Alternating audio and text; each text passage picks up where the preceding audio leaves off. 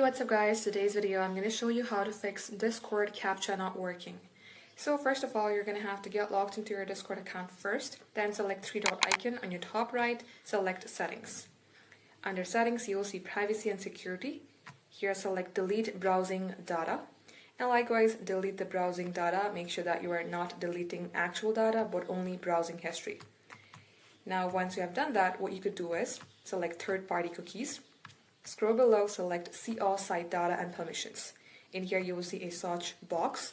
Here type in Discord and delete the Discord. As you do that, you will get logged out of your Discord account. Go ahead, select delete.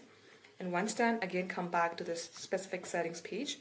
Let's select extensions. Now in here, if you see any extensions that you no longer need, you're going to have to select remove and remove it. Once you do all of this, you're going to have to restart your device. Open your browser, get logged into your Discord, and it will fix your problem. Thank you all for watching.